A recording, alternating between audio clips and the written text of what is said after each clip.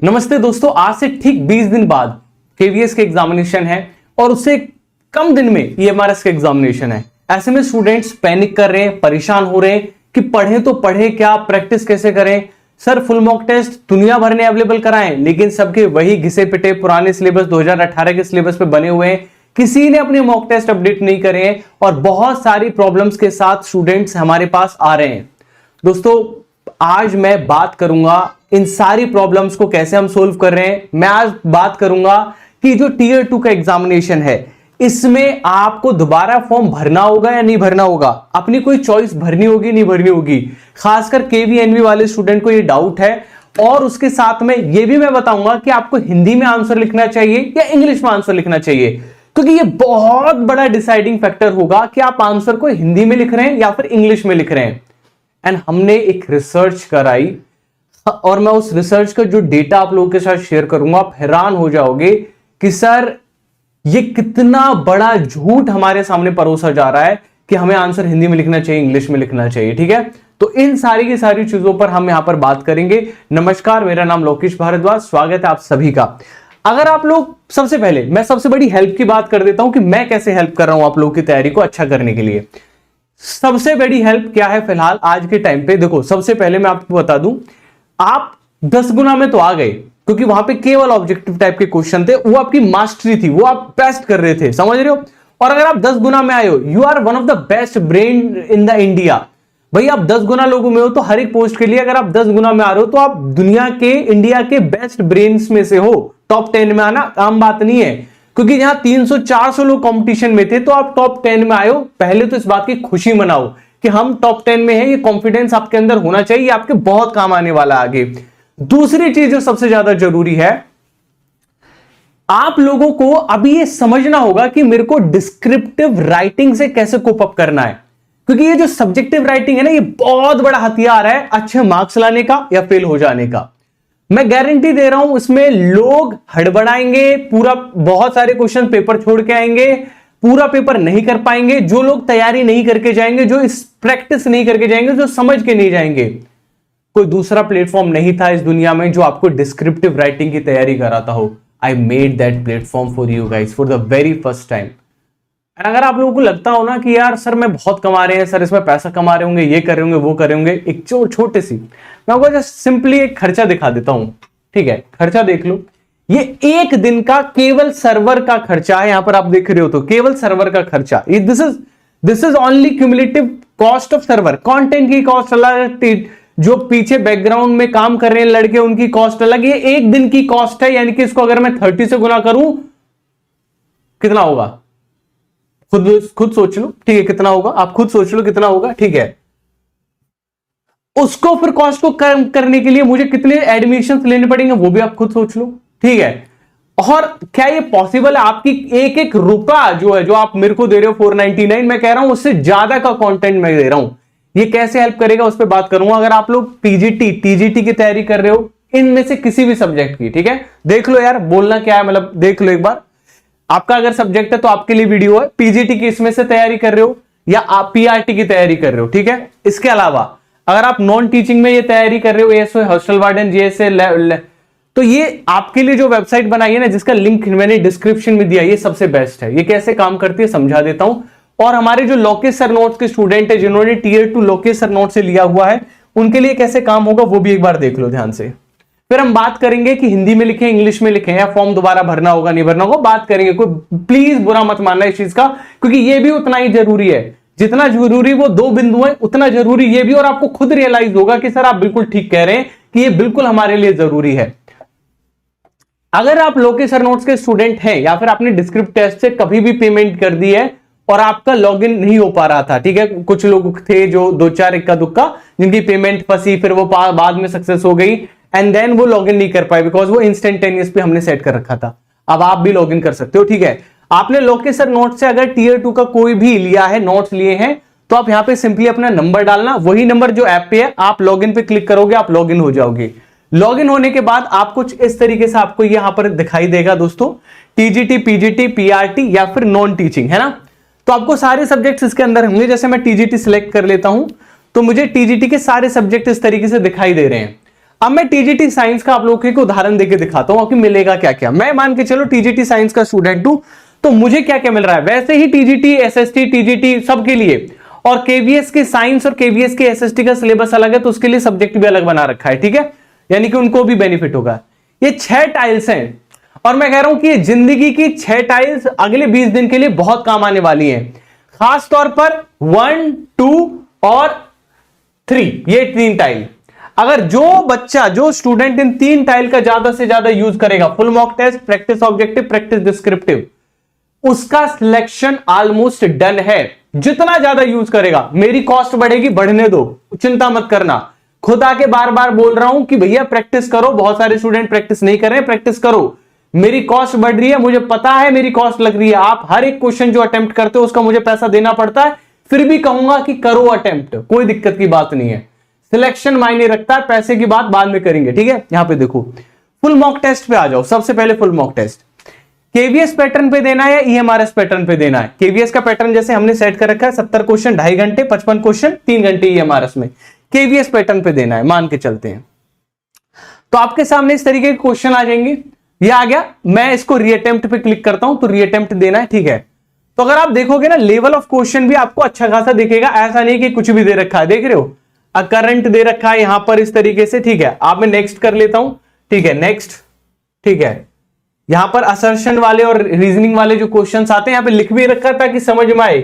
और ये सब, अब आप कहोगे सर हम तो हिंदी मीडियम के, भैया हिंदी पे क्लिक कर दे, हिंदी मीडियम में दे ले, पूरा का पूरा पेपर हिंदी मीडियम में चलेगा फिर तेरे लिए।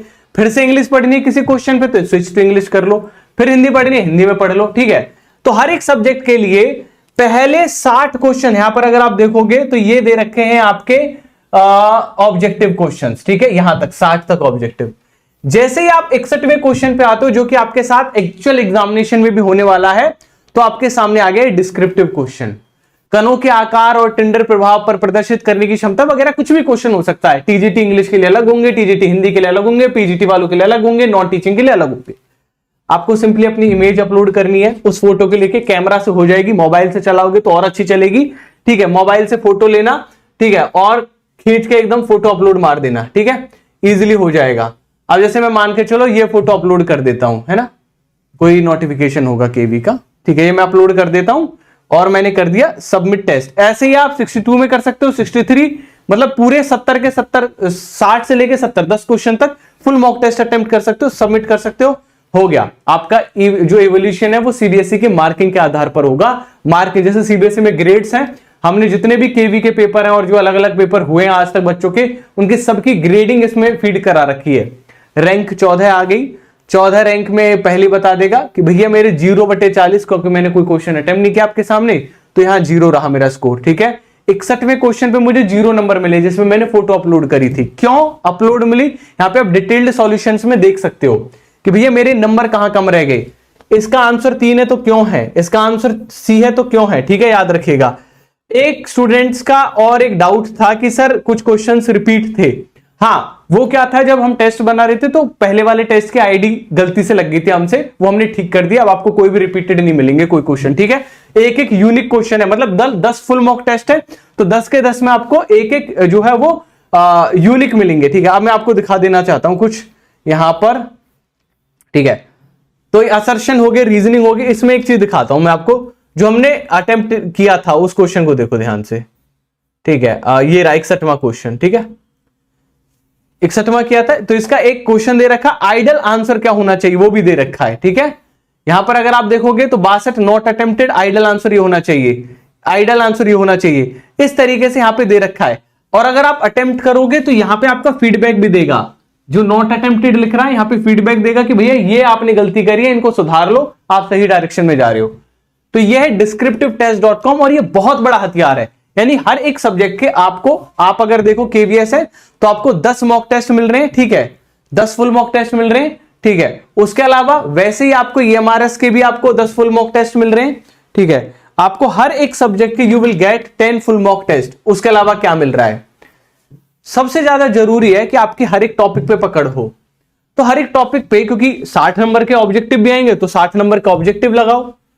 60 नंबर का ऑब्जेक्टिव ये रहे, आप जो टॉपिक चुनो, इतने टॉपिक दुनिया की किसी और वेबसाइट पर नहीं अवेलेबल है जितने मैंने तुम्हें दे दिए।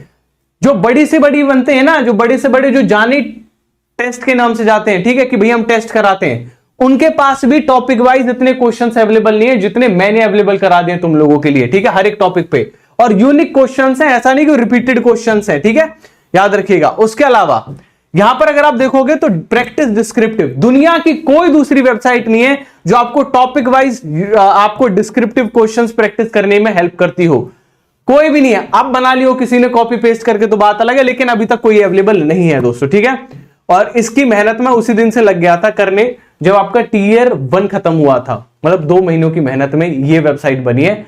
मानता हूं कि कुछ कमियां थी जब स्टूडेंट्स आए थे स्टार्टिंग में, जैसे कि सर्वर इश्यू आ रहा था, अब कोई दिक्कत नहीं है। स्टूडेंट्स इसको बहुत प्यार से, बहुत आराम से चला रहे हैं, एंजॉय कर रहे हैं, पढ़ाई कर रहे हैं, ठीक है। इसके अलावा क्या है यार, अगर मान के चलो तुम लोगों को नोट्स पढ़ने का मन आ रहा है ना, तो नोट्स यार देखो एनसीईआरटी का जो क्रक्स होता है, अब आपको कह रहे हो कि सर इसमें डायग्राम बना दो, इमेज बना दो, भैया किताब ही उठा लो उससे अच्छा, तो फिर जो उतना चाहिए तो। लेकिन अगर आपको एक ही सर मेरे को क्रक्स पढ़ना है, जाते जाते रिवीजन करना है, तो छोटे छोटे स्टडी नोट्स बना रखें। जैसे इफेक्ट ऑफ करंट का पढ़ोगे, मैं इंग्लिश में पढ़ना चाहता हूं, ये मेरी पीडीएफ डाउनलोड हो गई, ठीक है, पीडीएफ में पढ़ता हूं। तो अब यार इफेक्ट ऑफ करंट में अगर आप देखो तो ये मेरी पीडीएफ है, तो इसमें ठीक है ना, ऑस्ट्रेड के एक्सपेरिमेंट क्या था, डिस्कवरी क्या थी, कैरेक्टरिस्टिक क्या था, मैग्नेटिक फील्ड लाइन की प्रॉपर्टी दे रखी है, ठीक है, विजुअल रिप्रेजेंटेशन दे रखी है, सब दे रखा है जो चाहिए, एक बार फॉर्मूला दे दिया ताकि याद रहे। और इससे बड़ा क्या लोगे, और है क्या ना, हमने एक ही चैप्टर को बहुत सारे टॉपिक्स में डिवाइड कर दिए, वरना क्या होता कि छोटे छोटे नोट्स नहीं बनते, बड़े बड़े नोट्स होते, बल्कि होता एक एक टॉपिक को याद रखना बड़ा डिफिकल्ट होता, ठीक है। तो वो चीज है जो इसमें हमने आप लोगों के लिए एनसीईआरटी में फटाफट रिवीजन के लिए की है। एनसीईआरटी एग्जाम्पलर, आपके एनसीईआरटी के लास्ट में जितने भी क्वेश्चन दिए होते हैं वो इसमें एडेड है, ठीक है, क्लास वाइज 6, 7, 8, 9, 10 के हिसाब से, ताकि आप बाद के जो क्वेश्चन है उनको भी देख पाए, ठीक है। क्वेश्चन बैंक, ये हमारा लॉन्ग टर्म विजन है। मैं इंडिया के जितने भी स्टूडेंट्स हैं जो टीचिंग कैटेगरी के स्टूडेंट्स हैं, उनको ये पावर देना चाहता हूं कि उनको कभी भी कोई दूसरी जगह से आपको कोई मॉक खरीदने की जरूरत नहीं पड़ेगी। आपके पास अगर आपने लोकेश सर नोट्स से या descriptivetest.com से ये जो नोट्स लिए हैं तो आपके साथ ये हमेशा रहेंगे, ठीक है। आप हमेशा प्रीवियस ईयर के क्वेश्चंस लगा पाओगे टीजीटी पे, जैसे अभी हम काम कर रहे हैं, ठीक है। बट ये लॉन्ग टर्म प्रोजेक्ट है, ठीक है। तो टीजीटी सोशल साइंस पे जैसे आप जा रहे हो तो देख रहे हो पीवाईएसपी डाल दिए सारे, 2010 से लेके डाल रहे हैं हम, पूरा काम कर रहे हैं, ठीक है। ये आपको मिलेंगे, टॉपिक वाइज भी मिलेंगे और ये सब मिलेंगे। तो ये अभी हमारा एक थोड़ा लॉन्ग टर्म विजन है, ये जब होगा तब होगा, ठीक है। उसके लिए आपको भी वेट करना होगा, ये चलता रहेगा, ठीक है। तो ये सारी चीजें मिलती हैं और इनकी कॉस्ट आती है 499। अगर किसी को लेना हो, वीडियो के डिस्क्रिप्शन में एक ऐसे करके आपको लिंक मिल रहा होगा, descriptivetest.com/enroll के नाम से, ठीक है, /enroll के नाम से दिखा देता हूं लिंक कैसा मिल रहा होगा। इस टाइप का लिंक होगा, नीचे डिस्क्रिप्शन में देख लेना। इस पे क्लिक करते ही 499 पे करोगे, आपका हो जाएगा। दोस्तों, ये आज तैयारी का सबसे बड़ा हथियार है। क्यों? क्योंकि इससे 2 चीजें आपको समझ में आ जाएंगी कि मैं टाइम मैनेज कर पा रहा हूं, नहीं कर पा रहा हूं, कर पा रही हूं, नहीं कर पा रही हूं, कि मेरे को अगर 60 क्वेश्चंस लगाने हैं एंड देन 10 क्वेश्चंस लगाने, तो वो मेरे मैनेज हो पा रहे, नहीं हो पा रहे। अगर नहीं हो पा रहे तो मेरे को मैनेज कैसे करने हैं, ठीक है। अब आते हैं हम मुख्य बिंदु पर, जो आज की चर्चा भी थी, काफी लंबा खिंच गया, बट क्या करें, वेबसाइट ही इतनी अच्छी बनाई, इतनी प्यार से बनाई, तो मन करता है उसके बारे में बताने का, हर एक स्टूडेंट को बताने का मन करता है, बुरा मत मानना, देखो, है ना। चलो देखो यार, अगर आप ईएमआरएस की तैयारी कर रहे हो तो आप आंख बंद करके कर सकते हैं, ठीक है, क्योंकि ईएमआरएस के में कोई ऐसी चीज नहीं लिखी कि हम दोबारा कोई फॉर्म भरवाएंगे, उसमें कोई दिक्कत नहीं है। केवी एनवी में जरूर लिखा है कि हम केवी और एनवी की आप लोगों से क्या मांगेंगे, रिक्वायरमेंट मांगेंगे कि केवी में जाना चाहते हो, एनवी में जाना चाहते हो। बट ये आपके टियर 2 के बाद होगा, ठीक है। टियर 2 के बाद आपसे डिटेल्स मांगी जाएंगी कि आपको केवी में जाना है या एनवी में जाना है। जो सिलेक्ट करोगे वो वहां पे आओगे। अब ऐसे करना क्या चाहिए दोस्तों, मेरा सजेशन ये रहेगा कि आप लोग केवी चुने पहले नंबर पे और दूसरे नंबर पे एनवी चुने। बहुत सारे लोगों को लगेगा नहीं सर हमको तो एनवी बढ़िया लग रहा है, एनवी में यार प्रॉब्लम हो जाएगी। मतलब एनवी में क्या होता है ना कि टाइम काम बहुत होता है, पूरे दिन भर लगभग काम रहता है, ठीक है। तो देखो यार, पहली प्रायोरिटी अगर केवी मिल जाए तो वेल एंड गुड है, उसके बाद में एनवी करो। मैं भी अपनी पहली प्रायोरिटी केवी चुनूंगा, ठीक है, आल्दो नहीं जाऊंगा, ठीक है। जैसे मैंने पहले बताया कि मेरे 241 मार्क्स है, जो हमारा टियर 1 हुआ है, सिलेक्ट करना, ज्वाइन करना वो एक बात की बात है, इंटरव्यू में नहीं जाएंगे क्योंकि 3 गुना बुलाए जाएंगे, तो किसी की सीट भी खराब नहीं करेंगे किसी बच्चे की, ठीक है, किसी स्टूडेंट की सीट खराब नहीं करूंगा, डोंट वरी, कोई बहुत सारे, क्योंकि वहां 3 गुना बुलाए जाएंगे यार, देखो इतना तो बनता है ना यार, है ना, वैसे भी बाहर हो जाने 3 गुना, तो ठीक है, तो मैं जाऊंगा इंटरव्यू देने, टीयर 2 का भी स्कोर दिखाऊंगा, टीयर 1 का स्कोर दिखा चुका हूं 241, इसमें भी दिखा देता हूं, आप लोगों को लाया भी हूंगा, ठीक है, शायद अगर याद रहा हो तो, अब आइडिया नहीं, हाँ ये रहा 241, ठीक है, स्पेशल एजुकेटर से मैंने अप्लाई कर रखा है। तो खैर बात ये कि अगर मेरा मतलब वही है कि जाना हुआ तो ठीक है। अब बात करते हैं यार, सबसे बड़ी बात है हिंदी या इंग्लिश।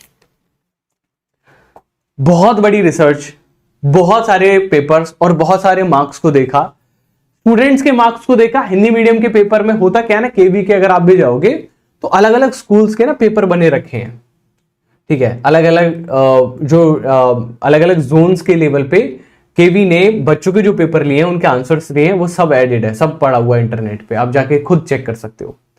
तो हमने ये पाया डेटा में कि अगर आप इंग्लिश में लिख रहे हैं और बेकार लिख रहे हैं और ग्रेडिंग के हिसाब से नहीं लिख रहे हैं तो आपको वहां मार्क्स नहीं मिल रहे हैं, और अगर आप हिंदी में लिख रहे हैं, ग्रेडिंग के हिसाब से लिख रहे हैं और अच्छा लिख रहे हैं तो आपको अच्छे खासे मार्क्स मिल रहे हैं।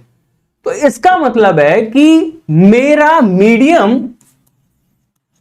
से ज्यादा, ठीक है, कंटेंट को प्रायोरिटी दी जा रही है। किसको प्रायोरिटी दी जा रही है गाइस? कंटेंट को। मैं लिख के आ रहा हूं, आइडियल आंसर लिख भी रहा हूं, नहीं लिख रहा हूं, ठीक है। descriptivetest.com बहुत हेल्प करेगा आपको आइडियल आंसर लिखने में, कि ग्रेडिंग के हिसाब से लिखने में, क्योंकि हमने बहुत सारे पेपर्स उसको पढ़ाए, जितने भी इंटरनेट पे मौजूद पेपर्स हैं उनको सबको पढ़ा दिया है, डिस्क्रिप्टिव जितने भी हैं, ठीक है। तो कंटेंट में बहुत हेल्प करेगा आपकी, खैर कंटेंट हेल्प करेगा आपकी, ना कि मीडियम।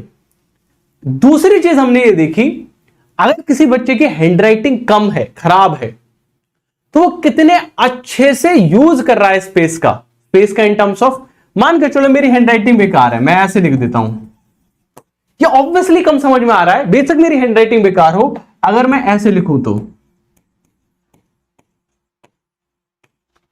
समझ रहे मेरी बात, यानी कि ये समझ में आएगा, ये समझ में नहीं आएगा, तो अपना फोकस है कि मैं इस तरीके से लिखूं, समझ रहे मेरी बात। तो इनके स्पेस का जिसने अच्छे से यूज किया, हैंडराइटिंग खराब होने के बावजूद भी वो ज्यादा मार्क्स ला रहा है, रादर देन कि उसने खराब है और जल्दबाजी में हड़बड़ी करी।